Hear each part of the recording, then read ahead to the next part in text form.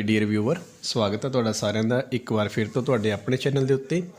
असी अज lesson number 13 जो SST class 10th का स्टार्ट किया होया है तो असी अज उस लैसन नूं अगे लैके चलते हैं। तो लैसन दे विच अज साडा टॉपिक है भारत विच चोण प्रक्रिया, election process in India. Election process in India ये साडा अज दा टॉपिक रहेगा। तो इस टॉपिक दे विच असीं चर्चा करांगे कि भारत दे जिहड़े इलैक्शन ने वो किस तरीके नाल हुंदे ने। तो भारत दे विच इलैक्शन करवाउण दे दो मैथड ने। जिहड़ा पहला मैथड है उसनूं असीं बोलदे हां डायरैक्ट वोटिंग, ते दूसरा है साडा इनडायरैक्ट वोटिंग। तो पंजाबी दे विच इसनूं असीं बोलदे हां प्रतੱਖ चोणां, तो इसनूं असीं बोलदे हां अप्रतੱਖ चोणां, डायरैक्ट एंड इनडायरैक्ट वोटिंग। तो डायरैक्ट वोटिंग तो इनडायरैक्ट वोटिंग दे विच की फर्क होएगा, असीं पहलां यही समझते हैं। तो जिवें सपोज करो कि ये कोई एरिया है, जिवें साडा सपोज करो पंजाब है, ये पूरा पंजाब है जिहदे विच लगभग 4.25 करोड़ के आस पास जिहड़ी आबादी है।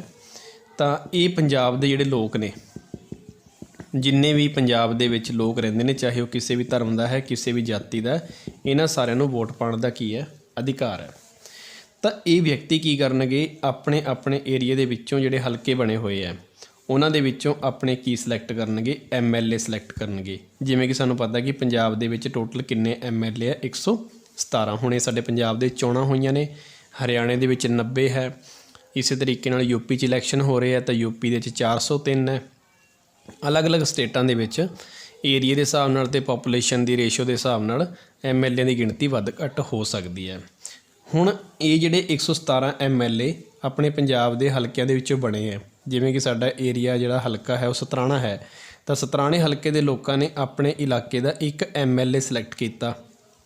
इस तरीके नाल धुरी दे विचों सिलैक्ट किया या भगदौड़ दे विचों कीता। अलग अलग जिहड़े हलके ने उन्हां दे विचों टोटल पूरे पंजाब दे विचों 117 जिहड़े MLA ने वो सिलैक्ट होके उन्हां ने पंजाब दी विधान सभा बनाई।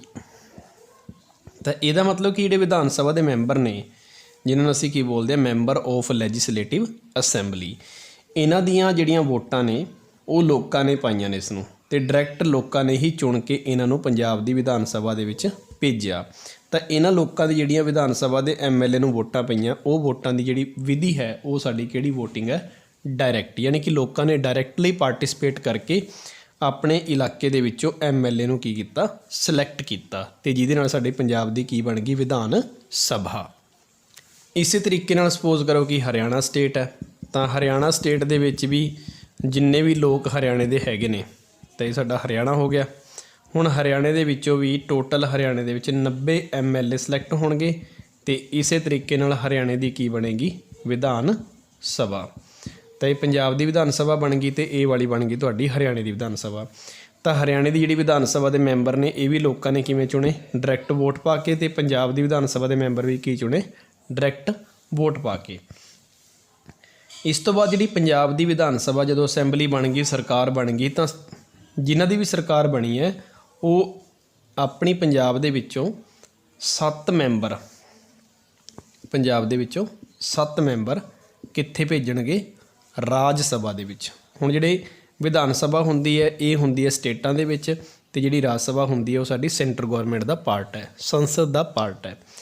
हुण असीं लोकां ने सिलैक्ट किहनूं कीता, MLA नूं, और राज सभा दे विच कौन पहुँचते हैं, MP मतलब मैंबर ऑफ पार्लीमेंट। हुण ये 117 MLA या पंजाब दी जो भी सरकार बनेगी, सरकार बनाउण वास्ते सानूं किन्ने मैंबर चाहिए ने, 59 पंजाब दे विच।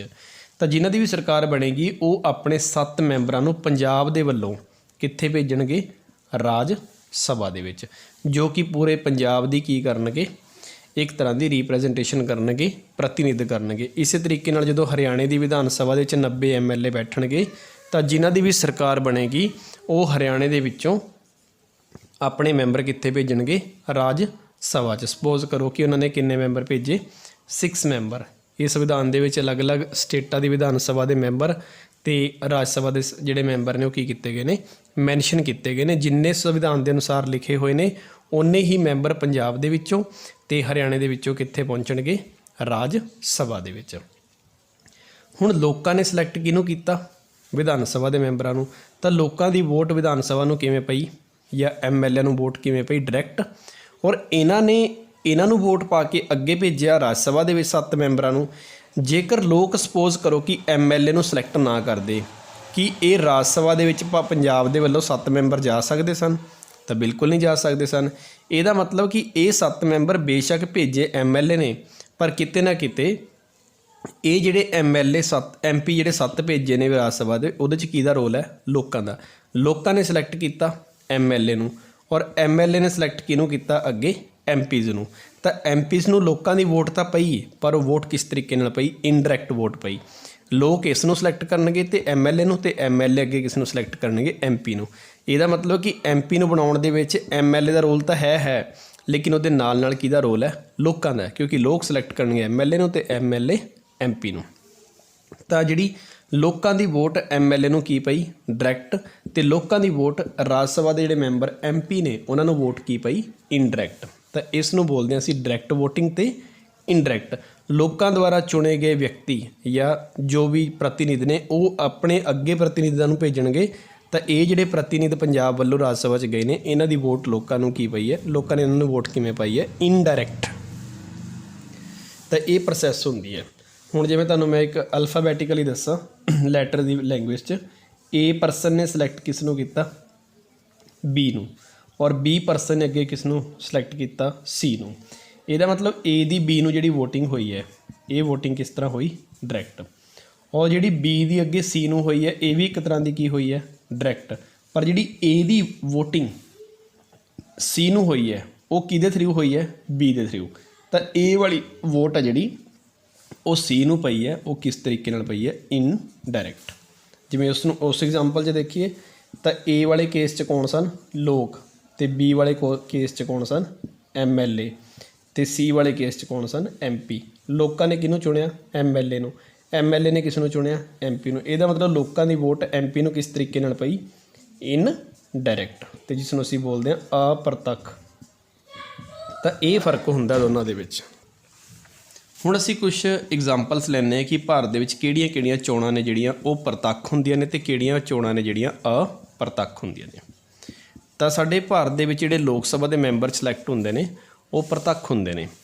ਇਸੇ ਤਰੀਕੇ ਨਾਲ ਜਿਹੜੇ ਰਾਜ ਸਭਾ ਦੇ ਮੈਂਬਰ ਨੇ ਉਹ ਸਿਲੈਕਟ ਹੁੰਦੇ ਨੇ ਅਪ੍ਰਤੱਖ। ਰਾਜਾਂ ਦੀ ਜਿਹੜੀ ਸਭਾ ਹੈ, ਰਾਜ ਸਭਾ, ਉਹਨਾਂ ਨੂੰ ਪੰਜਾਬ ਦੇ, ਹਰਿਆਣੇ ਦੇ ਜਾਂ ਅਲੱਗ-ਅਲੱਗ ਸਟੇਟਾਂ ਦੇ ਜਿਹੜੇ ਵਿਧਾਨ ਸਭਾ ਦੇ ਮੈਂਬਰ ਨੇ ਉਹ ਸਿਲੈਕਟ ਕਰਕੇ ਭੇਜਦੇ ਆ। ਇਸੇ ਤਰੀਕੇ ਨਾਲ ਸਾਡੀ ਵਿਧਾਨ ਸਭਾ ਹੈ, ਪੰਜਾਬ ਦੀ ਵਿਧਾਨ ਸਭਾ ਹੈ, ਤਾਂ ਇਹਨਾਂ ਦੇ ਮੈਂਬਰ ਸਿਲੈਕਟ ਹੁੰਦੇ ਨੇ ਪ੍ਰਤੱਖ। ਤੇ ਜਿਹੜੀ ਰਾਜਾਂ ਦੀ ਵਿਧਾਨ ਪ੍ਰੀਸ਼ਦ ਬਣਦੀ ਹੈ, ਉਹਨਾਂ ਦੀ ਜਿਹੜੀ ਸਿਲੈਕਸ਼ਨ ਹੁੰਦੀ ਹੈ ਉਹ ਕਿਸ ਤਰੀਕੇ ਨਾਲ ਹੁੰਦੀ ਹੈ, ਅਪ੍ਰਤੱਖ। ਇਸੇ ਤਰੀਕੇ ਨਾਲ ਸਾਡੇ ਦੇਸ਼ ਦੇ ਅੰਦਰ ਜਿਹੜਾ ਰਾਸ਼ਟਰਪਤੀ ਬਣਦਾ ਹੈ, ਉਸ ਦੀ ਜਿਹੜੀ ਚੋਣਾਂ ਨੇ ਉਹ ਵੀ ਕਿਸ ਤਰੀਕੇ ਨਾਲ ਹੁੰਦੀਆਂ ਨੇ, ਅਪ੍ਰਤੱਖ ਹੁੰਦੀਆਂ ਨੇ। ਹੁਣ ਜਿਵੇਂ ਅਸੀਂ ਪਿੰਡਾਂ ਦੇ ਵਿੱਚ ਮੈਂਬਰ ਸਿਲੈਕਟ ਕਰਦੇ ਹਾਂ ਆਪਣੇ ਵਾਰਡ ਦੇ ਵਿੱਚੋਂ, ਇਹਨਾਂ ਦੀ ਚੋਣ ਵੀ ਕੀ ਹੁੰਦੀ ਆ, ਅਪ੍ਰਤੱਖ ਹੁੰਦੀ ਹੈ। ਤਾਂ ਇਹ ਸਾਡੇ ਕੋਲ ਕੁਛ ਬੇਸਿਕ ਐਗਜ਼ਾਮਪਲਸ ਨੇ ਜਿਨ੍ਹਾਂ ਦੇ ਬੇਸ 'ਤੇ ਅਸੀਂ ਇਹ ਸਮਝ ਸਕਦੇ ਹਾਂ ਕਿ ਭਾਰਤ 'ਚ ਕਿਹੜੀਆਂ ਚੋਣਾਂ ਪ੍ਰਤੱਖ ਹੁੰਦੀਆਂ ਨੇ ਅਤੇ ਕਿਹੜੀਆਂ ਚੋਣਾਂ ਅਪ੍ਰਤੱਖ ਹੁੰਦੀਆਂ ਨੇ। ਪਰ ਇੱਥੇ ਇੱਕ ਗੱਲ ਮੈਂ ਕਲੀਅਰ ਕਰਦਾ ਕਿ ਹਰੇਕ ਰਾਜ ਦੇ ਵਿੱਚ ਵਿਧਾਨ ਸਭਾ ਤਾਂ ਹੋਣੀ ਜ਼ਰੂਰੀ ਹੈ, ਲੇਕਿਨ ਹਰੇਕ ਰਾਜ ਦੇ ਵਿੱਚ ਵਿਧਾਨ ਪ੍ਰੀਸ਼ਦ ਹੋਏਗੀ ਇਹ ਜ਼ਰੂਰੀ ਨਹੀਂ ਹੈ। ਇਹ ਜਿਹੜੀ ਲੋਕ ਸਭਾ ਅਤੇ ਰਾਜ ਸਭਾ ਹੈ, ਇਹ ਸਾਡੀ ਕਿਹੜੀ ਸਰਕਾਰ 'ਚ ਆਉਂਦੀ ਹੈ, ਕੇਂਦਰ ਸਰਕਾਰ 'ਚ। ਅਤੇ ਜਿਹੜੀ ਵਿਧਾਨ ਸਭਾ ਅਤੇ ਵਿਧਾਨ ਪ੍ਰੀਸ਼ਦ ਹੈ, ਇਹ ਕਿਹੜੀ ਸਰਕਾਰ 'ਚ ਆਉਂਦੀ ਹੈ, ਰਾਜਾਂ ਦੀ ਸਰਕਾਰ 'ਚ ਆਉਂਦੀ ਹੈ। ਤਾਂ ਰਾਜਾਂ ਦੀ ਸਰਕਾਰ ਦੇ ਵਿੱਚ ਵਿਧਾਨ ਸਭਾ ਤਾਂ ਹੋਏਗੀ, ਪਰ ਇਹ ਜ਼ਰੂਰੀ ਨਹੀਂ ਕਿ ਸਾਰੇ ਰਾਜਾਂ 'ਚ ਕੀ ਹੋਏਗੀ, ਵਿਧਾਨ ਪ੍ਰੀਸ਼ਦ। ਵਿਧਾਨ ਪ੍ਰੀਸ਼ਦ ਬਣਾਉਣ ਵਾਸਤੇ ਘੱਟੋ ਘੱਟ ਵਿਧਾਨ ਸਭਾ ਦੇ 120 ਮੈਂਬਰ ਹੋਣੇ ਜ਼ਰੂਰੀ ਹੈ। ਜਿਸ ਸਟੇਟ ਦੇ ਵਿੱਚ 120 ਮੈਂਬਰ ਵਿਧਾਨ ਸਭਾ ਦੇ ਨਹੀਂ ਹੋਣਗੇ ਤਾਂ ਉਹਨਾਂ ਰਾਜਾਂ 'ਚ ਕੀ ਨਹੀਂ ਹੋਏਗੀ, ਵਿਧਾਨ ਪ੍ਰੀਸ਼ਦ ਨਹੀਂ ਹੋਏਗੀ। ਜਿਵੇਂ ਹੁਣ ਸਾਡੀ ਪੰਜਾਬ ਦੇ ਵਿੱਚ MLA ਦੀ ਜਿਹੜੀਆਂ ਸੀਟਾਂ ਦੀ ਗਿਣਤੀ ਕਿੰਨੀ ਹੈ, 117। ਇਹਦਾ ਮਤਲਬ ਸਾਡੇ ਪੰਜਾਬ ਦੇ ਵਿੱਚ ਵਿਧਾਨ ਪ੍ਰੀਸ਼ਦ ਨਹੀਂ ਬਣੇਗੀ, ਸਿਰਫ ਉਹਨਾਂ ਰਾਜਾਂ 'ਚ ਬਣੇਗੀ ਜਿੱਥੇ ਵਿਧਾਨ ਸਭਾ ਦੇ ਮੈਂਬਰ 120 ਜਾਂ 120 ਤੋਂ ਕੀ ਨੇ, ਜ਼ਿਆਦਾ। ਹੁਣ ਐਗਜ਼ਾਮਪਲ ਲਈਏ ਹਰਿਆਣੇ ਦੀ, ਹਰਿਆਣੇ 'ਚ 90 ਨੇ, ਤਾਂ ਇਹਦਾ ਮਤਲਬ ਹਰਿਆਣੇ 'ਚ ਵੀ ਵਿਧਾਨ ਪ੍ਰੀਸ਼ਦ ਨਹੀਂ ਬਣੇਗੀ। UP ਦੇ ਵਿੱਚ 403 ਹੈ, ਇਹਦਾ ਮਤਲਬ ਇਹ 120 ਤੋਂ ਕੀ ਨੇ, ਜ਼ਿਆਦਾ। ਤਾਂ UP ਦੇ ਵਿੱਚ ਵਿਧਾਨ ਪ੍ਰੀਸ਼ਦ ਬਣ ਸਕਦੀ ਹੈ। ਪਰ ਇਹ ਡਿਪੈਂਡ ਕਰਦਾ ਕਿ ਉੱਥੋਂ ਦੀ ਜਿਹੜੀ ਸਰਕਾਰ ਹੈ, ਜਿਵੇਂ ਯੂਪੀ ਦੇ ਵਿੱਚ ਵਰਤਮਾਨ ਸਮੇਂ ਤਾਂ ਇਲੈਕਸ਼ਨ ਚੱਲ ਰਿਹਾ, ਇਸ ਤੋਂ ਪਹਿਲਾਂ ਯੋਗੀ ਆਦਿੱਤਿਆਨਾਥ ਦੀ ਸਰਕਾਰ ਸੀ, ਤਾਂ ਯੂਪੀ ਦੀ ਸਰਕਾਰ ਚਾਹੇ ਤਾਂ ਵਿਧਾਨ ਪਰਿਸ਼ਦ ਦੇ ਗਠਨ ਕਰ ਸਕਦੀ ਹੈ, ਅਗਰ ਉਹ ਚਾਹੇ ਤਾਂ ਨਹੀਂ ਕਰ ਸਕਦੀ। ਇਹ ਸੰਵਿਧਾਨਿਕ ਤੌਰ 'ਤੇ ਜ਼ਰੂਰੀ ਨਹੀਂ ਹੈ, ਇਹ ਰਾਜਾਂ ਦੀ ਸਰਕਾਰ ਦੇ ਉੱਤੇ ਡਿਪੈਂਡ ਕਰਦਾ ਕਿ ਉਹ ਵਿਧਾਨ ਪਰਿਸ਼ਦ ਬਣਾਉਣਾ ਚਾਹੁੰਦੀ ਹੈ ਜਾਂ ਨਹੀਂ। ਪਰ ਬਣਾਉਣ ਵਾਸਤੇ ਸ਼ਰਤ ਇਹ ਹੈਗੀ ਹੈ ਕਿ 120 ਮੈਂਬਰ ਤੁਹਾਡੇ ਵਿਧਾਨ ਪਰਿਸ਼ਦ ਦੇ ਹੋਣੇ ਚਾਹੀਦੇ ਹੈ। ਔਰ ਵਿਧਾਨ ਪਰਿਸ਼ਦ ਦੇ ਮੈਂਬਰਾਂ ਦੀ ਗਿਣਤੀ ਕਿੰਨੀ ਹੁੰਦੀ ਹੈ? ਜਿੰਨੀ ਸਾਡੇ ਵਿਧਾਨ ਸਭਾ ਦੇ ਮੈਂਬਰ ਹੋਣਗੇ ਉਹਦਾ 1/3 1/3। ਜਿਵੇਂ ਕਿਸੇ ਸਟੇਟ 'ਚ ਮੰਨ ਲਓ ਕਿ 120 ਮੈਂਬਰ ਨੇ ਵਿਧਾਨ ਪਰਿਸ਼ਦ ਦੇ, ਤਾਂ ਇਹਦਾ 1/3 ਕਰਾਂਗੇ ਤਾਂ ਵਿਧਾਨ ਸਭਾ ਦੀ ਜਗ੍ਹਾ 'ਤੇ ਅਗਰ ਵਿਧਾਨ ਪਰਿਸ਼ਦ ਦੇ ਮੈਂਬਰ ਕਾਊਂਟ ਕਰਾਂਗੇ ਤਾਂ ਇਹ 120 ਦਾ ਕਿੰਨਾ 1/3, ਯਾਨੀ ਕਿ 40 ਮੈਂਬਰ ਹੋਣੇ ਜ਼ਰੂਰੀ ਹਨ। ਤਾਂ ਇਹ ਫਰਕ ਹੁੰਦਾ ਵਿਧਾਨ ਸਭਾ ਅਤੇ ਵਿਧਾਨ ਪਰਿਸ਼ਦ ਦੇ ਵਿੱਚ। ਔਰ ਇਹ ਸੀ ਸਾਡੀ ਪ੍ਰਤੱਖ ਅਤੇ ਅਪ੍ਰਤੱਖ ਚੋਣਾਂ ਦੀ ਵਿਧੀ। ਹੁਣ ਉਸ ਤੋਂ ਬਾਅਦ ਅਸੀਂ ਚੱਲਦੇ ਆਪਣੇ ਟੌਪਿਕ ਭਾਰਤ ਦੇ ਵਿੱਚ ਚੋਣ ਪ੍ਰਕਿਰਿਆ। ਚੋਣ ਪ੍ਰਕਿਰਿਆ ਦੇ ਲਈ ਭਾਰਤ ਦੇ ਵਿੱਚ ਚੋਣਾਂ ਕਰਵਾਉਣ ਦੀ ਜਿਹੜੀ ਜ਼ਿੰਮੇਵਾਰੀ ਹੈ ਉਹ ਸਾਰੀ ਹੁੰਦੀ ਹੈ ਸਾਡੀ ਇਲੈਕਸ਼ਨ ਕਮਿਸ਼ਨਰ ਦੀ। ਇਲੈਕਸ਼ਨ ਕਮਿਸ਼ਨਰ ਹੈ ਜਿਹੜੇ, ਉਹਨਾਂ ਨੂੰ ਅਸੀਂ ਪੰਜਾਬੀ ਦੇ ਵਿੱਚ ਬੋਲਦੇ ਹਾਂ ਚੋਣ ਆਯੋਗ। ਅੱਛਾ, ਇੱਥੇ ਇੱਕ ਸਮਝਣ ਦੀ ਗੱਲ ਇਹ ਹੈਗੀ ਕਿ 1950 ਦੇ ਵਿੱਚ ਜਦੋਂ ਸਾਡਾ ਸੰਵਿਧਾਨ ਬਣ ਕੇ ਤਿਆਰ ਹੋ ਗਿਆ ਸੀ ਅਤੇ ਅਸੀਂ ਲਾਗੂ ਵੀ ਕਰਤਾ ਸੀ 26 ਜਨਵਰੀ 1950 ਨੂੰ, 1949 'ਚ ਉਹ ਤਿਆਰ ਹੋ ਗਿਆ ਸੀ 26 ਨਵੰਬਰ ਨੂੰ। ਅਤੇ 1993 ਤੱਕ ਜਿਹੜਾ ਇਹ ਚੋਣ ਆਯੋਗ ਹੁੰਦਾ ਸੀ ਇਹਦਾ ਸਿਰਫ ਇੱਕੋ ਮੈਂਬਰ ਹੁੰਦਾ ਸੀ, ਜਿਹਦੇ ਕਰਕੇ ਉਹਨੂੰ ਪਹਿਲਾਂ ਕੀ ਬੋਲਦੇ ਸੀ? ਚੋਣ ਆਯੋਗ। ਲੇਕਿਨ 1993 ਦੇ ਵਿੱਚ ਸੰਸ਼ੋਧਨ ਕਰਕੇ ਅੱਜ ਸਾਡੇ 2022 ਤੱਕ ਜਿਹੜੇ ਇਹਨਾਂ ਦੇ ਮੈਂਬਰਾਂ ਦੀ ਗਿਣਤੀ ਹੈ ਉਹ 1 ਤੋਂ ਵਧਾ ਕੇ ਕਿੰਨੀ ਕਰਤੀ? 3 ਕਰਤੀ। ਪਹਿਲਾਂ ਹੀ ਕਿੰਨੇ ਹੁੰਦੇ ਸੀ? 1, ਅਤੇ ਹੁਣ ਕਿੰਨੇ? 3 ਨੇ। ਇਹਨਾਂ ਤਿੰਨਾਂ ਦੇ ਵਿੱਚੋਂ ਇੱਕ ਤਾਂ ਹੈਗਾ ਸਾਡਾ ਜਿਹੜਾ ਉਸ ਨੂੰ ਬੋਲਦੇ ਸੀ ਮੁੱਖ ਚੋਣ ਆਯੋਗ, ਚੀਫ ਇਲੈਕਸ਼ਨ ਕਮਿਸ਼ਨਰ। ਤਿੰਨਾਂ ਦੇ ਵਿੱਚੋਂ ਇੱਕ ਨੂੰ ਤਾਂ ਅਸੀਂ ਬਣਾਤਾ ਮੁਖੀਆ, ਅਤੇ ਜਿਹੜੇ 2 ਨੇ ਉਹ ਇਹਦੀ ਕੀ ਕਰਨਗੇ? ਹੈਲਪ ਕਰਨਗੇ। ਹੈ ਉਹ ਵੀ ਚੋਣ ਕਮਿਸ਼ਨਰ ਨੇ, ਪਰ ਜਿਹੜਾ ਮੇਨ ਹੋਏਗਾ ਉਸ ਨੂੰ ਅਸੀਂ ਕੀ ਬੋਲਤਾ? ਮੁੱਖ ਚੋਣ ਆਯੋਗ, ਮੇਨ ਚੀਫ ਇਲੈਕਸ਼ਨ ਕਮਿਸ਼ਨਰ। ਤਾਂ ਇਹ 1993 ਤੋਂ ਬਾਅਦ ਹੋਇਆ, ਨਹੀਂ ਤਾਂ ਪਹਿਲਾਂ ਇੱਕ ਹੀ ਹੁੰਦਾ ਸੀ। ਹੁਣ ਇਹਨਾਂ ਦੀ ਗਿਣਤੀ 1 ਤੋਂ ਵਧਾ ਕੇ ਕਿੰਨੀ ਕਰਤੀ? 3 ਕਰਤੀ। ਕਿਹੜੇ ਈਅਰ ਦੇ ਵਿੱਚ? 1993 ਦੇ ਵਿੱਚ। ਤਾਂ ਇਹ ਗੱਲ ਵੀ ਤੁਸੀਂ ਨੋਟ ਕਰ ਸਕਦੇ ਹੋ ਆਪਣੇ ਨੋਟਸ ਦੇ ਵਿੱਚ। ਹੁਣ ਉਸ ਤੋਂ ਬਾਅਦ ਗੱਲ ਆ ਗਈ ਕਿ ਭਾਰਤ ਦੇ ਵਿੱਚ ਜਦੋਂ ਇਲੈਕਸ਼ਨ ਹੋਣੇ ਹੁੰਦੇ ਆ ਤਾਂ ਉਹਦੀ ਪ੍ਰੋਸੈਸ ਕੀ ਹੈ। ਤਾਂ ਉਹਦੀ ਪ੍ਰੋਸੈਸ ਦੇ ਵਿੱਚ ਸਭ ਤੋਂ ਪਹਿਲਾ ਪੁਆਇੰਟ ਹੈਗਾ ਚੋਣ ਖੇਤਰ ਨਿਸ਼ਚਿਤ ਕਰਨਾ। ਚੋਣ ਖੇਤਰ ਨਿਸ਼ਚਿਤ ਕਰਨਾ, selection of the area, election area. ਚੋਣ ਕਮਿਸ਼ਨਰ ਹੈ ਜਿਹੜਾ ਸਭ ਤੋਂ ਪਹਿਲਾ ਕੰਮ ਕੀ ਕਰੇਗਾ? ਚੋਣ ਖੇਤਰ ਨਿਸ਼ਚਿਤ ਕਰੇਗਾ। ਚੋਣ ਖੇਤਰ ਦਾ ਮਤਲਬ ਹੁੰਦਾ ਕਿ ਸਪੋਜ਼ ਕਰੋ ਕਿ ਆਪਣੇ ਲੋਕ ਸਭਾ ਦੇ ਇਲੈਕਸ਼ਨ ਹੋਣੇ ਹੈ, ਠੀਕ ਹੈ, ਤਾਂ ਲੋਕ ਸਭਾ ਦੇ ਇਲੈਕਸ਼ਨ ਦੇ ਵਿੱਚ ਕੌਣ ਚੁਣੇ ਜਾਣਗੇ? MP ਚੁਣੇ ਜਾਣਗੇ। ਤਾਂ ਹੁਣ ਇੱਕ MP ਕਿੰਨੇ ਏਰੀਏ ਦੇ ਵਿੱਚੋਂ ਸਿਲੈਕਟ ਹੋਏਗਾ, ਜਾਂ ਉਸ ਏਰੀਏ ਦੇ ਅੰਡਰ ਕਿਹੜੇ ਪਿੰਡ ਆਉਣਗੇ ਜਾਂ ਕਿਹੜੇ ਸ਼ਹਿਰ ਆਉਣਗੇ, ਉਹ ਸਾਰੀ ਸਿਲੈਕਸ਼ਨ ਏਰੀਏ ਦੀ ਕੌਣ ਕਰੇਗਾ? ਸਾਡਾ ਚੋਣ ਕਮਿਸ਼ਨਰ। ਜਿਵੇਂ ਸਪੋਜ਼ ਕਰੋ ਕਿ ਸਾਡਾ ਡਿਸਟ੍ਰਿਕਟ ਪਟਿਆਲਾ ਹੈ, ਜਾਂ ਕੁਛ ਜਿਹੜੇ ਵਿਊਵਰਸ ਨੇ ਉਹਨਾਂ ਦਾ ਸੰਗਰੂਰ ਹੋ ਸਕਦਾ, ਕੈਥਲ ਹੋ ਸਕਦਾ, ਕੁਰੂਕਸ਼ੇਤਰ ਹੋ ਸਕਦਾ, ਠੀਕ ਹੈ। ਸੋ ਪਟਿਆਲਾ ਜਿਹੜਾ ਡਿਸਟ੍ਰਿਕਟ ਹੈ, ਪਟਿਆਲੇ ਡਿਸਟ੍ਰਿਕਟ ਦੇ ਅੰਡਰ ਕਿਹੜੇ ਪਿੰਡ ਆਉਣਗੇ ਅਤੇ ਕਿਹੜੇ ਸ਼ਹਿਰ ਆਉਣਗੇ, ਇਹਨਾਂ ਦਾ ਏਰੀਆ ਸਿਲੈਕਟ ਕਰਨਾ ਕਿ ਪਟਿਆਲੇ ਡਿਸਟ੍ਰਿਕਟ ਦੇ ਵਿੱਚ ਜਿਹੜਾ MP ਸਿਲੈਕਟ ਹੋਣਾ, ਉਸ MP ਨੂੰ ਉਸ ਇਲਾਕੇ ਦੇ ਕਿਹੜੇ ਪਿੰਡ ਅਤੇ ਕਿਹੜੇ ਸ਼ਹਿਰਾਂ ਦੇ ਲੋਕ ਕੀ ਪਾਉਣਗੇ? ਵੋਟ ਪਾਉਣਗੇ। ਉਹ ਏਰੀਆ ਪਹਿਲਾਂ ਸਿਲੈਕਟ ਕਰਨਾ ਪਏਗਾ ਕਿ ਕਿਹੜਾ ਪਿੰਡ ਕਿਸ ਡਿਸਟ੍ਰਿਕਟ ਦੇ ਅੰਡਰ ਆਏਗਾ, ਜਾਂ ਉਸ MP ਨੂੰ ਕਿਹੜੇ ਪਿੰਡ ਦੇ ਲੋਕ ਕੀ ਪਾਉਣਗੇ? ਵੋਟ ਪਾਉਣਗੇ। ਇਹ ਏਰੀਆ ਸਿਲੈਕਟ ਕਰਨ ਦੀ ਜਿਹੜੀ ਜ਼ਿੰਮੇਵਾਰੀ ਹੈ ਉਹ ਸਾਡਾ ਸਭ ਤੋਂ ਪਹਿਲਾ ਕੰਮ ਹੁੰਦਾ ਜਦੋਂ ਵੀ ਕਿਸੇ ਵੀ ਸਟੇਟ 'ਚ ਕੀ ਕਰਾਉਣੇ ਹੈ? ਇਲੈਕਸ਼ਨ। ਪਹਿਲਾਂ ਏਰੀਆ ਡਿਸਾਈਡ ਕਰੂਗਾ ਕਿ ਜਿਹੜਾ ਵੀ ਵਿਅਕਤੀ MLA ਬਣਨ ਜਾ ਰਿਹਾ ਜਾਂ MP ਬਣਨ ਜਾ ਰਿਹਾ ਹੈ। MLA ਸਪੋਜ਼ ਕਰੋ ਕਿ ਸਾਡਾ ਹਲਕਾ ਸਤਰਾਣਾ ਹੈ, ਤਾਂ ਹਲਕੇ ਸਤਰਾਣੇ ਦੇ ਵਿੱਚ MLA ਖੜ੍ਹਤਾ ਜਾਏਗਾ ਇਲੈਕਸ਼ਨ ਵਾਸਤੇ ਐਜ਼ ਏ ਕੈਂਡੀਡੇਟ। ਉਸ MLA ਨੂੰ ਉਸ ਇਲਾਕੇ ਦੇ ਕਿਹੜੇ ਪਿੰਡ ਜਾਂ ਕਿਹੜੇ ਸ਼ਹਿਰ ਵੋਟ ਪਾਉਣਗੇ, ਉਹ ਏਰੀਆ ਡਿਸਾਈਡ ਕਰਨਾ ਕਿ ਇਸ ਇਲਾਕੇ ਹਲਕੇ ਦੇ ਸਤਰਾਣੇ ਦੇ ਅੰਡਰ ਕਿੰਨੇ ਪਿੰਡ ਆਉਣਗੇ, ਕਿਹੜੇ ਪਿੰਡ ਆਉਣਗੇ ਅਤੇ ਕਿਹੜੇ ਸ਼ਹਿਰ ਆਉਣਗੇ।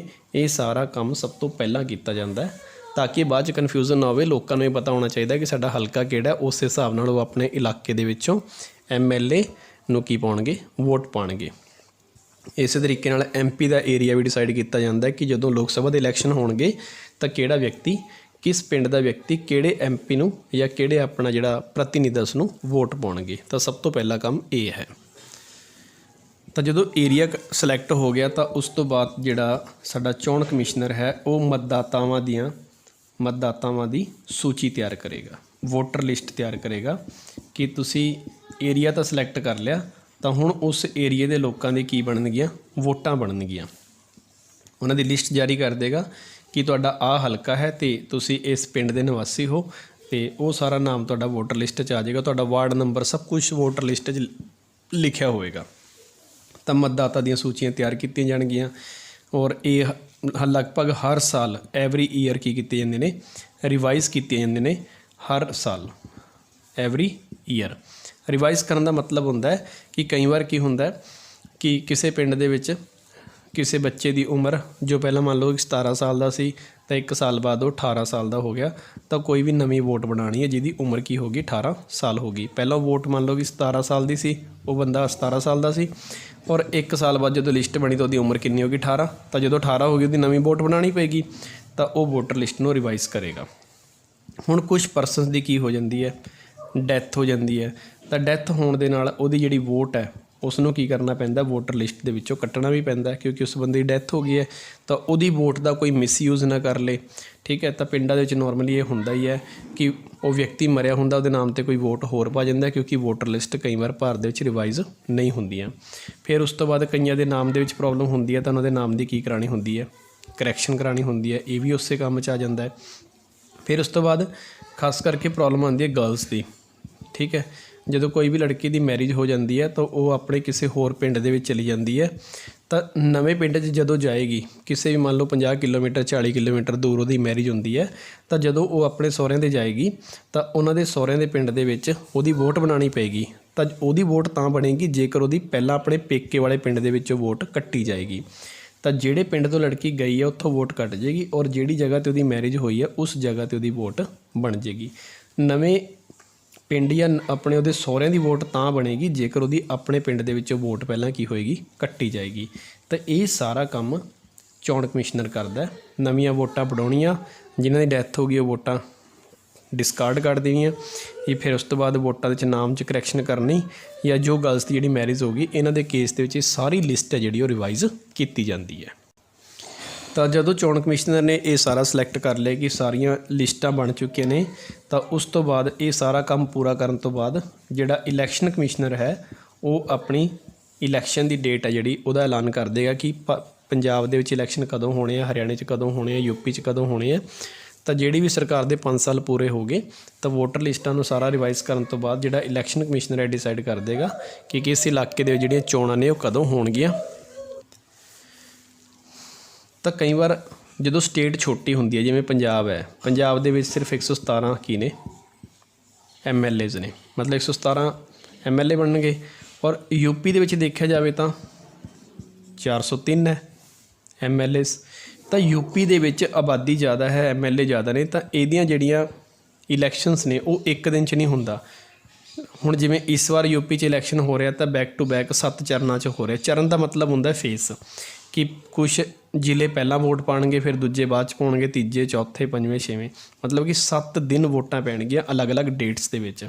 ਉਹਦਾ ਕਾਰਨ ਇਹ ਹੁੰਦਾ ਕਿ ਏਰੀਆ ਜ਼ਿਆਦਾ ਹੋਣ ਕਰਕੇ ਇੱਕ ਦਿਨ ਦੇ ਵਿੱਚ ਇੰਨੀਆਂ ਵੋਟਾਂ ਕਰਵਾਉਣੀਆਂ ਪੋਸੀਬਲ ਨਹੀਂ ਹੁੰਦੀਆਂ। ਪੰਜਾਬ ਛੋਟੀ ਸਟੇਟ ਸੀ ਤਾਂ ਇਹਨਾਂ ਦੀ ਇਲੈਕਸ਼ਨ ਇੱਕ ਦਿਨ 'ਚ ਹੀ ਕੰਪਲੀਟ ਹੋ ਗਏ।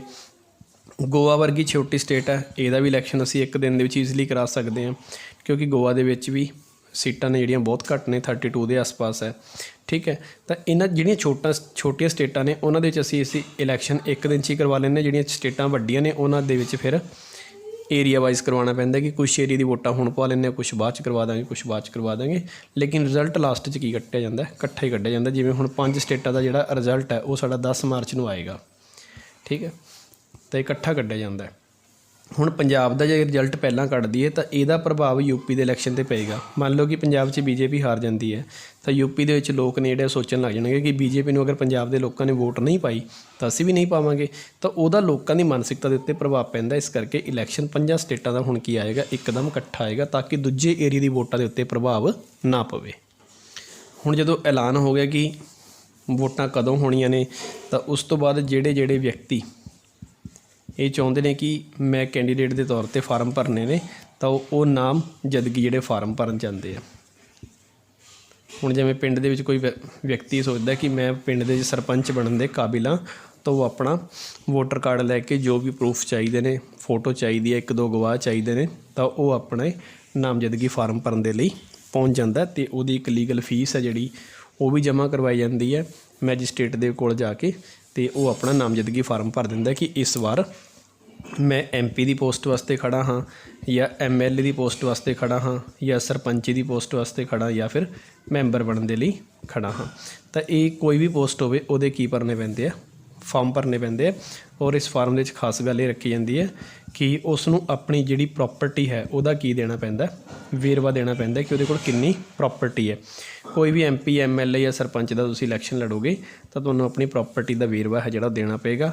ਅਗਰ ਉਹ ਬਾਅਦ ਦੇ ਵਿੱਚ ਲੱਗਦਾ ਇਲੈਕਸ਼ਨ ਤੋਂ ਬਾਅਦ ਜਾਂਚ ਹੋਗੀ ਔਰ ਤੁਸੀਂ ਪ੍ਰੋਪਰਟੀ ਦਾ ਵੇਰਵਾ ਗਲਤ ਲਗਾਇਆ ਕਿ ਉਹਦੇ 'ਚ ਇਨਫੋਰਮੇਸ਼ਨ ਗਲਤ ਦਿੱਤੀ ਹੈ ਤਾਂ ਉਹ ਤੁਹਾਡੇ ਉੱਤੇ ਜੁਰਮਾਨਾ ਜਿਹੜਾ ਉਹ ਲਗਾਇਆ ਜਾ ਸਕਦਾ। ਇਸ ਤੋਂ ਬਾਅਦ ਨੈਕਸਟ ਹੈਗਾ ਨਾਮ ਵਾਪਸੀ। ਨਾਮ ਵਾਪਸੀ ਦਾ ਮਤਲਬ ਕੀ ਹੁੰਦਾ ਕਿ ਕਈ ਵਾਰ ਸਾਨੂੰ ਇਹ ਹੁੰਦਾ ਕਿ ਅਸੀਂ ਫਾਰਮ ਤਾਂ ਭਰਤੇ ਲੇਕਿਨ ਬਾਅਦ ਦੇ ਵਿੱਚ ਮਨ ਦੇ ਵਿੱਚ ਵਿਚਾਰ ਆਇਆ ਕਿ ਨਹੀਂ ਅਸੀਂ ਇਲੈਕਸ਼ਨ ਨਹੀਂ ਲੜਨੇ, ਤਾਂ ਟਾਈਮ ਤੋਂ ਪਹਿਲਾਂ ਤੁਸੀਂ ਆਪਣੇ ਫਾਰਮ ਹੈ ਜਿਹੜੇ ਉਹ ਵਾਪਿਸ ਵੀ ਲੈ ਸਕਦੇ ਹੋ। ਸਪੋਜ਼ ਕਰੋ ਕਿ ਕੋਈ ਪਰਸਨ A ਤੇ B ਹੈ, ਦੋਨਾਂ ਦਾ ਪਿੰਡ ਦੇ ਵਿੱਚ ਕਿਸੇ ਗੱਲ 'ਤੇ ਵਿਵਾਦ ਹੋ ਗਿਆ ਔਰ ਜੇ B ਨੇ ਫਾਰਮ ਭਰਤੇ ਤਾਂ A ਵੀ ਉਹਦੇ ਗੁੱਸੇ ਦੇ ਵਿੱਚ ਆ ਕੇ ਉਹਦੇ ਖਿਲਾਫ ਕੀ ਹੋ ਗਿਆ, ਇਲੈਕਸ਼ਨ ਲੜਨ ਵਾਸਤੇ ਤਿਆਰ ਹੋ ਗਿਆ। ਪਰ ਬਾਅਦ ਦੇ ਵਿੱਚ ਦੋਨਾਂ 'ਚ ਕਿਸੇ ਪ੍ਰਕਾਰ ਦੀ ਕੀ ਹੋ ਗਈ, ਸਹਿਮਤੀ ਹੋ ਗਈ ਕਿ ਚਲੋ ਜਿਹੜੀ ਲੜਾਈ ਹੋਈ ਹੈ ਉਹ ਗੁੱਸੇ ਦੇ ਵਿੱਚ ਹੋਈ ਹੈ, ਉਹਨੂੰ ਇਗਨੋਰ ਕਰੋ। ਅਤੇ ਫਿਰ ਉਹ ਕਹਿੰਦਾ ਕਿ ਸਹਿਮਤੀ ਦੇ ਨਾਲ B ਨੂੰ ਕਿ ਤੂੰ ਖੜ ਜਾ, ਮੈਂ ਨਹੀਂ ਖੜਾਂਗਾ, ਠੀਕ ਹੈ। ਜਾਂ B ਮੰਨ ਜੇ ਜਾਂ A ਮੰਨ ਜੇ, ਦੋਨਾਂ 'ਚੋਂ ਕੋਈ ਇੱਕ ਮੰਨ ਜੇ।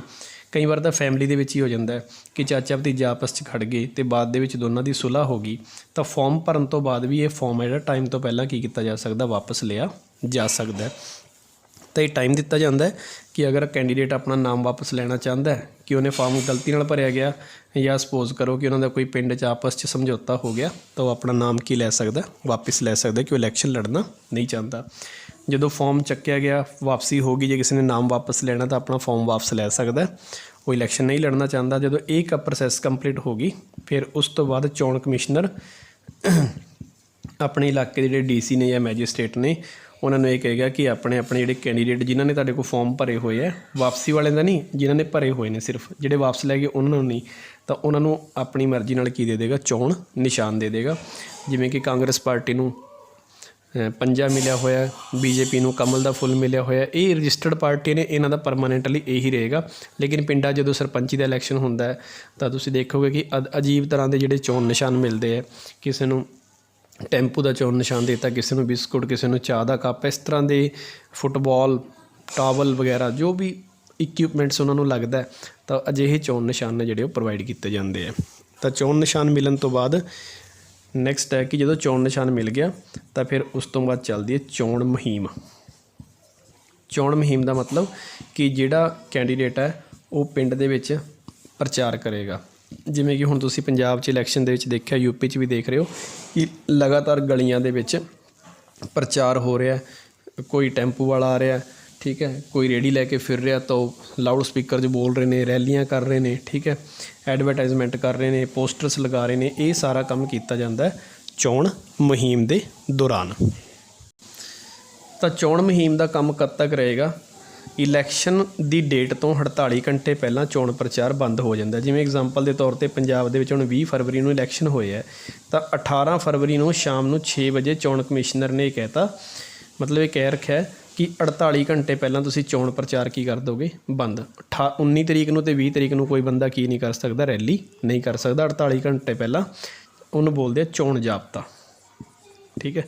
ਤਾਂ ਇਲੈਕਸ਼ਨ ਕਮਿਸ਼ਨਰ ਚੋਣ ਜਾਬਤਾ ਲਾ ਦੇਗਾ ਕਿ ਤੁਸੀਂ ਹੁਣ ਕੀ ਨਹੀਂ ਕਰ ਸਕਦੇ, ਪ੍ਰਚਾਰ ਨਹੀਂ ਕਰ ਸਕਦੇ। ਤਾਂ 48 ਘੰਟੇ ਪਹਿਲਾਂ ਪ੍ਰਚਾਰ ਰੁਕ ਜਾਏਗਾ। ਸ਼ਾਮ ਨੂੰ 6 ਵਜੇ ਜਾਂ 5 ਵਜੇ ਜੋ ਵੀ ਇਲੈਕਸ਼ਨ ਕਮਿਸ਼ਨਰ ਡੇਟ ਹੈ ਡਿਸਾਈਡ ਕਰੇਗਾ। ਇਸ ਵਾਰ 6 ਵਜੇ ਡਿਸਾਈਡ ਹੋਇਆ ਸੀ, ਤਾਂ 18 ਫਰਵਰੀ ਨੂੰ ਸ਼ਾਮ ਨੂੰ 6 ਵਜੇ ਸਾਰੀ ਪਾਰਟੀਆਂ ਨੇ ਪ੍ਰਚਾਰ ਕਰਨਾ ਬੰਦ ਕਰ ਦਿੱਤਾ ਸੀ। ਤਾਂ ਇਹ ਹੁੰਦੀ ਹੈ ਚੋਣ ਮੁਹਿੰਮ। ਚੋਣ ਮੁਹਿੰਮ ਕੰਪਲੀਟ ਹੋਣ ਤੋਂ ਬਾਅਦ 2 ਦਿਨ ਬਾਅਦ ਜਿਹੜੀਆਂ ਨੇ ਵੋਟਾਂ ਵਾਲਾ ਦਿਨ ਆ ਜਾਂਦਾ, ਠੀਕ ਹੈ। ਵੋਟਾਂ ਵਾਲੇ ਦਿਨ ਕੀ ਹੋਏਗਾ, ਪੋਲਿੰਗ ਸਟੇਸ਼ਨ ਦੇ ਉੱਤੇ ਵੋਟਾਂ ਹੋਣਗੀਆਂ। ਲੋਕ ਵੋਟ ਪਾਉਣ ਦੇ ਲਈ ਜਾਣਗੇ, ਜਿਨ੍ਹਾਂ ਦੀ ਵੋਟ ਬਣੀ ਹੋਈ ਹੈ ਤਾਂ ਪੋਲਿੰਗ ਸਟੇਸ਼ਨ 'ਤੇ ਕੀ ਹੋਣਗੀਆਂ, ਵੋਟਾਂ ਹੋਣਗੀਆਂ। ਆਪਣੇ ਆਪਣੇ ਜਿਹੜੇ ਕੈਂਡੀਡੇਟ ਨੇ ਉਹਨਾਂ ਨੂੰ ਸਿਲੈਕਟ ਕਰਨਗੇ। ਉੱਥੇ EVM ਮਸ਼ੀਨ ਰਾਹੀਂ ਵੀ ਹੋ ਸਕਦੇ ਨੇ, ਬੈਲਟ ਬਾਕਸ ਪੇਪਰ ਦੇ ਉੱਤੇ ਵੀ ਹੋ ਸਕਦੇ ਨੇ। ਇੱਥੇ ਪਾਰਟੀ ਦਾ ਨਾਮ, ਉਹਦਾ ਚਿਹਰਾ, ਅੱਗੇ ਚੋਣ ਨਿਸ਼ਾਨ ਹੋਏਗਾ। ਲੋਕ ਜਾ ਕੇ ਉਹਦਾ ਬਟਨ ਹੈ ਜਿਹੜਾ ਉਹ ਦੱਬ ਦੇਣਗੇ, ਜਿਹੜਾ ਉਹਨਾਂ ਨੂੰ ਕੈਂਡੀਡੇਟ ਪਸੰਦ ਹੈ। ਤਾਂ ਵੋਟਾਂ ਵਾਲੇ ਦਿਨ ਵੋਟਾਂ ਪੈ ਜਾਣਗੀਆਂ ਅਤੇ ਉਸ ਤੋਂ ਬਾਅਦ ਜਿਹੜਾ ਗਿਣਤੀ ਕੀਤੀ ਜਾਏਗੀ ਵੋਟਾਂ ਦੀ ਅਤੇ ਉਸ 'ਤੇ ਰਿਜ਼ਲਟ ਕੱਢੇ ਜਾਣਗੇ ਕਿ ਕਿਹੜੀ ਪਾਰਟੀ ਇਸ ਵਾਰ ਚੁਣਾਵ ਦੇ ਵਿੱਚ ਜਿੱਤੀ ਹੈ, ਠੀਕ ਹੈ। ਔਰ ਉਸ ਤੋਂ ਬਾਅਦ ਲਾਸਟ ਦੇ ਵਿੱਚ ਆ ਜਾਏਗਾ ਕਿ ਇਲੈਕਸ਼ਨ ਖਤਮ ਹੋਣ ਤੋਂ ਬਾਅਦ ਚੋਣ ਖਰਚੇ ਦੇ ਜਿਹੜਾ ਵੇਰਵਾ ਹੈ ਉਹ ਦੇਣਾ ਪਏਗਾ ਹਰੇਕ ਪਾਰਟੀ ਨੂੰ ਕਿ ਉਸਨੇ ਇਲੈਕਸ਼ਨ ਦੇ ਉੱਤੇ ਕਿੰਨਾ ਪੈਸਾ ਖਰਚ ਕੀਤਾ ਹੈ। ਫਿਰ ਉਸ ਤੋਂ ਬਾਅਦ ਆਖਰੀ ਪੁਆਇੰਟ ਹੈ ਚੋਣ ਵਿਰੁੱਧ ਅਪੀਲ। ਔਰ ਜੇ ਕਿਸੇ ਪਾਰਟੀ ਨੂੰ ਲੱਗਦਾ ਹੈ ਕਿ ਕਿਸੇ ਵੀ ਵਿਅਕਤੀ ਨੇ ਇਲੈਕਸ਼ਨ ਦੇ ਵਿੱਚ ਕਿਸੇ ਪ੍ਰਕਾਰ ਦਾ ਘੁਟਾਲਾ ਕੀਤਾ ਤਾਂ ਉਹ ਆਪਣੀ ਹਾਈ ਕੋਰਟ ਜਾਂ ਸੁਪਰੀਮ ਕੋਰਟ ਦੇ ਵਿੱਚ ਅਪੀਲ ਕਰ ਸਕਦਾ। ਜਿਵੇਂ ਕਿ 1971 ਦੇ ਇਲੈਕਸ਼ਨ ਦੇ ਵਿੱਚ ਇੰਦਰਾ ਗਾਂਧੀ ਦੇ ਖਿਲਾਫ ਇਹ ਐਲੀਗੇਸ਼ਨ ਲਗਾਇਆ ਗਿਆ ਸੀ ਕਿ ਇੰਦਰਾ ਗਾਂਧੀ ਨੇ 1971 ਦੇ ਇਲੈਕਸ਼ਨ ਦੇ ਵਿੱਚ ਜਿਹੜਾ ਸਰਕਾਰੀ ਪ੍ਰਸ਼ਾਸਨ ਹੈ ਉਸ ਦਾ ਮਿਸਯੂਜ਼ ਕੀਤਾ ਸੀ, ਕਿ ਜਿਹੜੇ ਸਰਕਾਰੀ ਅਫਸਰ ਸਨ ਉਹਨਾਂ ਨੂੰ ਇਲੈਕਸ਼ਨ ਦੇ ਵਿੱਚ ਉਹਨਾਂ ਦੀ ਡਿਊਟੀਜ਼ ਲਗਾਈਆਂ ਗਈਆਂ ਸੀ, ਉਹਦੀ ਰੈਲੀਆਂ ਵਗੈਰਾ ਦੇ ਵਿੱਚ ਸਾਰੀ ਹੈਲਪ ਕੀਤੀ ਹੈ। ਔਰ ਉਸ ਤੋਂ ਬਾਅਦ 1977 ਦੇ ਵਿੱਚ ਜਿਹੜੀ ਇਲਾਹਾਬਾਦ ਹਾਈ ਕੋਰਟ ਹੈ, ਉਸ ਇਲਾਹਾਬਾਦ ਹਾਈ ਕੋਰਟ ਨੇ ਇਹ ਕਹਿਤਾ ਸੀ ਕਿ ਇੰਦਰਾ ਗਾਂਧੀ ਨੇ 1971 ਦੇ ਇਲੈਕਸ਼ਨ ਦੇ ਵਿੱਚ ਹੇਰਾਫੇਰੀ ਕੀਤੀ ਹੈ ਔਰ ਉਸ ਨੂੰ 6 ਸਾਲ ਦੇ ਲਈ ਇਲੈਕਸ਼ਨ ਲੜਨ ਦੀ ਪਰਮਿਸ਼ਨ ਨਹੀਂ ਹੈਗੀ, ਨਾ ਹੀ ਉਹ PM ਰਹੇਗੀ। ਲੇਕਿਨ ਉਸ ਤੋਂ ਬਾਅਦ ਇੰਦਰਾ ਗਾਂਧੀ ਨੇ ਇਹੀ ਫੈਸਲਾ ਸੁਪਰੀਮ ਕੋਰਟ 'ਚ ਲੈ ਗਈ। ਸੁਪਰੀਮ ਕੋਰਟ ਨੇ ਕਹਿਤਾ ਕਿ ਉਹ ਪ੍ਰਧਾਨ ਮੰਤਰੀ ਤਾਂ ਨਹੀਂ ਬਣੀ ਰਹੇਗੀ, ਲੇਕਿਨ ਉਹ MP ਦੇ ਤੌਰ 'ਤੇ ਕੰਮ ਕਰਦੀ ਰਹੇਗੀ, ਮੈਂਬਰ ਆਫ ਪਾਰਲੀਮੈਂਟ ਰਹੇਗੀ ਇੰਦਰਾ ਗਾਂਧੀ। ਲੇਕਿਨ ਇਹਦੇ ਉੱਤੇ ਆਪਾਂ ਕਦੇ ਡਿਟੇਲ ਦੇ ਵਿੱਚ ਡਿਸਕਸ਼ਨ ਕਰਾਂਗੇ, ਇਸ ਟੌਪਿਕ ਦੇ ਉੱਤੇ ਵੀ, ਐਮਰਜੈਂਸੀ ਦਾ ਟੌਪਿਕ ਹੈ।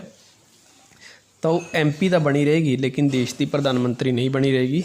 ਇਸੇ ਚੱਕਰ ਦੇ ਵਿੱਚ ਫਿਰ ਇੰਦਰਾ ਗਾਂਧੀ ਨੇ ਦੇਸ਼ ਦੇ ਵਿੱਚ ਐਮਰਜੈਂਸੀ ਲਗਾਤੀ ਸੀ। ਇਹ ਇੱਕ ਟੌਪਿਕ ਅਲੱਗ ਹੈ, ਪਰ ਇਹ ਤੁਹਾਨੂੰ ਐਗਜ਼ਾਮਪਲ ਦੱਸੀ ਹੈ ਕਿ ਜੇਕਰ ਕਿਸੇ ਨੂੰ ਲੱਗਦਾ ਕਿ ਇਲੈਕਸ਼ਨ ਦੇ ਵਿੱਚ ਉਹਦੇ ਨਾਲ ਕਿਸੇ ਪ੍ਰਕਾਰ ਦੀ ਹੇਰਾਫੇਰੀ ਹੋਈ ਹੈ ਤਾਂ ਉਹ ਵਿਅਕਤੀ ਚੋਣ ਦੇ ਖਿਲਾਫ ਅਪੀਲ ਕਰ ਸਕਦਾ। ਤਾਂ ਇਹ ਸੀ ਤੁਹਾਡਾ ਅੱਜ ਦਾ ਟੌਪਿਕ, ਭਾਰਤ ਦੇ ਵਿੱਚ ਚੋਣ ਪ੍ਰਣਾਲੀ ਦੀ ਪ੍ਰਕਿਰਿਆ। ਇਹ ਸਾਰੇ ਪੁਆਇੰਟਸ ਯਾਦ ਰੱਖੋਗੇ। ਪਹਿਲਾਂ ਏਰੀਆ ਡਿਸਾਈਡ ਕਰਨਾ, ਏਰੀਆ ਤੋਂ ਬਾਅਦ ਵੋਟਰ ਲਿਸਟ ਬਣੇਗੀ, ਫਿਰ ਚੋਣਾਂ ਦਾ ਐਲਾਨ ਹੋ ਜਾਏਗਾ ਕਦੋਂ ਹੋਣੀਆਂ ਨੇ, ਫਿਰ ਫਾਰਮ ਭਰਨੇ ਜਾਣਗੇ। ਜੇ ਕਿਸੇ ਨੇ ਵਾਪਸ ਲੈਣਾ ਤਾਂ ਫਾਰਮ ਵਾਪਸ ਲੈ ਸਕਦਾ। ਫਿਰ ਚੋਣ ਨਿਸ਼ਾਨ ਮਿਲੇਗਾ, ਫਿਰ ਪ੍ਰਚਾਰ ਹੋਏਗਾ, ਫਿਰ ਵੋਟਾਂ ਪੈਣਗੀਆਂ, ਫਿਰ ਰਿਜ਼ਲਟ ਆਏਗਾ, ਫਿਰ ਖਰਚੇ ਦਾ ਵੇਰਵਾ, ਅਤੇ ਫਿਰ ਲਾਸਟ ਜੇ ਕਿਸੇ ਨੂੰ ਲੱਗਦਾ ਕਿ ਅਪੀਲ ਕਰਨੀ ਹੈ ਤਾਂ ਉਹ ਅਪੀਲ ਕਰ ਸਕਦਾ। ਸੋ ਇਹ ਸੀ ਤੁਹਾਡਾ ਟੌਪਿਕ। ਤਾਂ ਤੁਸੀਂ ਇਸ ਵੀਡੀਓ ਨੂੰ ਰਿਪੀਟਡਲੀ ਸੁਣੋ ਔਰ ਮੈਕਸਿਮਮ ਆਪਣੇ ਨੋਟਸ ਬਣਾਉਣ ਦੀ ਕੋਸ਼ਿਸ਼ ਕਰੋ, ਔਰ ਇਸ ਵੀਡੀਓ ਨੂੰ ਅਗਰ ਵਧੀਆ ਲੱਗੇ ਤਾਂ ਆਪਣੇ ਦੂਸਰੇ ਫਰੈਂਡਸ ਦੇ ਨਾਲ ਵੀ ਸ਼ੇਅਰ ਕਰੋ। Thanks for watching.